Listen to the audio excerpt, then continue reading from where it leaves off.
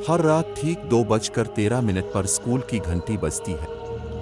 हालांकि वहां न कोई तालिब इल्म बचा है, न उस्ताद, सिवाय इसके जो मरकर भी रोजाना हाजिरी देता है। ये कहानी एक स्कूल टीचर सिराज साहिब की है जो खुजदार के मुजाफात में एक गवर्नमेंट स्कूल में पढ़ाते थे। चूंकि इलाका पहाड़ी और वीरान था, इसलिए उन्हें स्कूल के पास ही एक सरकारी क्वार्टर दे दिया गया। इस स्कूल के बारे में एक पुरानी कहानी मशहूर थी। रात के वक्त अगर स्कूल की घंटी बजे तो कोई बाहर मत निकलना। सिराज साहिब एक तालीम याफ्ता समझदार आदमी थे। उन्होंने इन बातों को देसी तवहुम परस्ती समझकर नजरअंदाज कर दिया। मगर फिर वो रात आई। पहली रात के 2:13 पर अचानक स्कूल की घंटी जोर से बजी। सिराज साहिब चौंक गए। खिड़की से बाहर झांका, कुछ नजर नहीं आया। बाहर मुकम्मल खामोशी थी। वो थोड़ा डरे, मगर फिर सोचा कोई जानवर टकरा गया होगा। दूसरी रात फिर वही वक्त 2:13 पर घंटी बजी। इस बार वो बाहर निकले। पूरा स्कूल चेक किया, कोई नहीं था।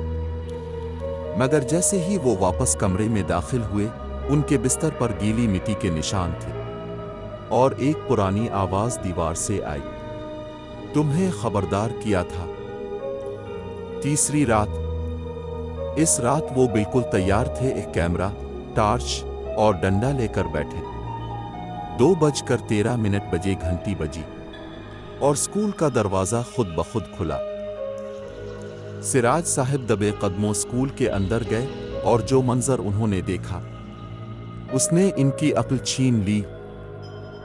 एक बच्चा पुराने वक्तों के यूनिफॉर्म में, गर्द आलूद चेहरा, काली आंखें और हाथ में घंटी लिए खड़ा था। वो आहिस्ता आहिस्ता घंटी बजा रहा था और दीवार पर उंगली से लिख रहा था, मैं अभी भी हाजिर हूं सर। सिराज साहिब की चीखें जंगल में गुम हो गईं। अगली सुबह गांव वालों ने उन्हें स्कूल के कमरे में बेहोश पाया। उनके नाखून नीले थे और जबान बंद हो चुकी थी। कहा जाता है वो बच्चा जो 1986 में स्कूल की छत गिरने से मरा था, अब भी रोजाना हाजिरी देता है और जो इसे देख ले इसकी जबान छीन ली जाती है ताकि वो किसी को ना बता सके।